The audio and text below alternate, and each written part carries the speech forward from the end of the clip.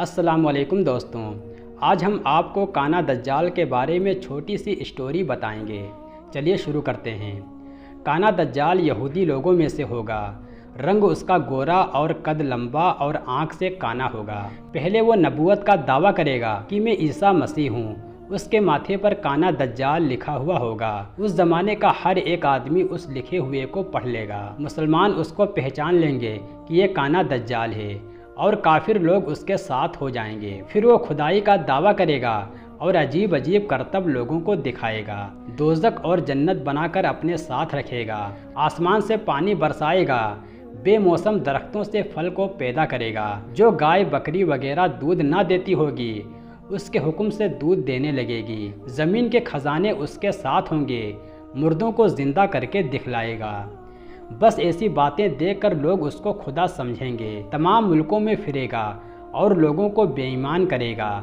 یمن وغیرہ ملکوں میں جائے گا، پھر مکہ شریف میں پہنچے گا۔ وہاں فرشتوں کا پہرا دیکھ کر بے حواس ہو کر بھاگ نکلے گا اور مدینہ شریف تک جائے گا۔ اس وقت مدینہ شریف کے 7 دروازے ہوں گے۔ ہر دروازے پر 2 فرشتے ننگی تلوار لیے کھڑے ہوں گے۔ ان کو دیکھ کر ڈرے گا اور شہر میں داخل نہ ہو سکے گا۔ 2 دن مدینہ شریف سے باہر رہے گا اور شہر میں 3 دفعہ زلزلہ آئے گا۔ مرتد اور منافق اور بے ایمان لوگ خوف کے سبب شہر سے نکل کر اس کے پاس آ جائیں گے، اور شہر بے ایمان لوگوں سے نکلنے سے پاک ہو جائے گا۔ وہ وقت مسلمانوں پر بڑی مصیبت کا ہوگا۔ ایک بزرگ اس کے پاس جا کر کہیں گے، تجھے میں جانتا ہوں اے خبیث، تو ہی ہے دجال ازروِ حدیث، حال تیری سیرت و صورت کا کل ہو بہو فرما گئے خاتم الرسول، کہ وہ ہوگا با نئی ظلم و فساد، سرکش و گمراہ بھی حد سے زیادہ۔ یہ سچی بات سن کر وہ بے ایمان غصے میں آگ ہو جائے گا اور آرا منگوا کر اس بزرگ کو چروائے گا۔ پھر اپنے ماننے والوں کو دکھانے کے لیے اس کو زندہ کر دے گا اور ان بزرگ سے کہے گا کہ میں مارتا ہوں، زندہ کرتا ہوں، اب بھی مجھ کو خدا مانتے ہو یا نہیں؟ وہ بزرگ کہیں گے، تو جھوٹا ہے، بے ایمان ہے، کانا دجال ہے، اور یہ استدراج ہے جو اللہ کا تجھ پر عذاب ہے۔ اسی سچے خدا نے تجھے قدرت دے رکھی ہے، اور وہ ایماندار اور بے ایمان کا امتحان لے رہا ہے۔ پھر کانا دجال غصے میں آ کر ان پر تلوار چلائے گا، مگر تلوار کا ان پر کچھ اثر نہ ہوگا۔ پھر ان کو آگ میں ڈلوائے گا، آگ بھی ان کو نہ جلا سکے گی۔ پھر وہ اپنے ساتھیوں کے سامنے ذلیل ہوگا اور پریشان ہو کر ملک شام میں دمشق کے قریب پہنچے گا، اور اللہ پاک نے اس کو جو قدرت دے رکھی تھی وہ چھین لی جائے گی۔ اس وقت حضرت امام مہدی علیہ السلام مسلمانوں کا ایک بہت بڑا لشکر جمع کریں گے، اور حضرت عیسیٰ علیہ السلام سے فرمائیں گے کہ یہ لشکر لیجئے اور دنیا سے بے ایمان لوگوں کا نام و نشان مٹائیے اور دین محمدی کو روشن کیجیے۔ آپ فرمائیں گے کہ یہ کام آپ ہی کا ہے۔ میں تو آسمان سے اس لیے آیا ہوں کہ دجال کو قتل کروں، کیونکہ وہ صاحب استدراج ہے اور میں صاحب معجزہ ہوں۔ میرا اور اس کا جوڑ ہے، اور اس ظالم کو موت میرے ہاتھ سے ہوگی۔ مجھے ایک گھوڑا اور ایک نیزہ دیجیے کہ اس کو قتل کرنے جاؤں۔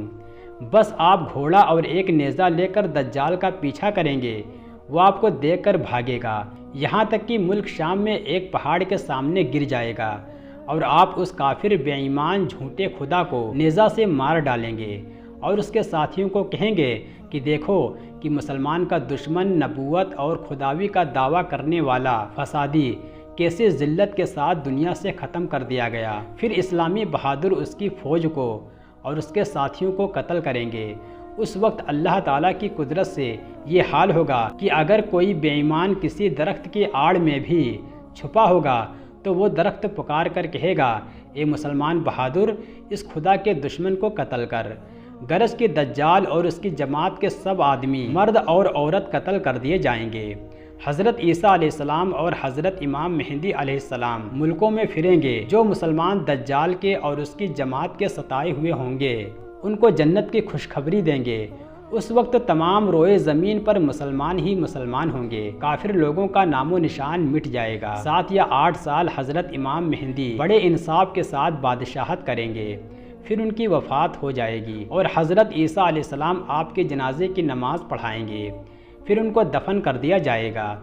آپ کی عمر شریف 48 سال کی ہوگی۔ پھر آپ کے بعد حضرت عیسیٰ علیہ السلام 40 سال بادشاہت کریں گے۔